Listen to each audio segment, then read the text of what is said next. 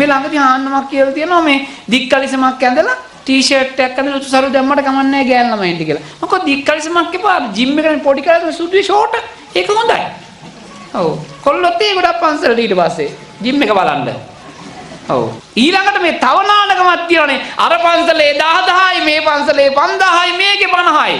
අනේ සෙනග නෑ මේ පන්සලට. මොකද වෙලා තියෙන්නේ? ඔලු ගෙඩි ගණන් කරන තැනක් නොවේ පන්සල.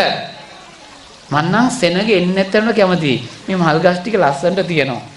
කුණු බක්කි කුණු කැඩෙන්නේ නැහැ. බිච්චවල හූරන්නේ නැහැ. අනේ ගමේ දායකයෝ ටික ආම ඇති. පින් පෙට්ටිය පෙරෙන්න ඕනේ නැහැ. දායකයෝ රකී පන්සල. මේ අපිට ආදරය කරන අම්මලා තාත්තලා ගොඩක් ඉන්නවා. බොහොම ආදරේ. මට ගිහි ජීවිතේ හිටියේ එක අම්මයි තාත්තයි. දැන් ඉන්න අම්මලා තාත්තලා දෙතුන් 100ක්. දැන් මේ එන්න කලින් පන්සලට ආව අම්ම කෙනෙක්. 15000ක් දුන්නා. මම මොකටද කියලා? අට ඉසිපිලිමට 15000ක්. මම දැකලත් නැහැ ඒ අම්මව. ඔයගොල්ලන්ට 15000ක් නැහැ නේ. 15000 දෙන අර මෙහෙම කට්ටිය අර ඉන්න පස්සේ කතා කරමු කියන්නේ.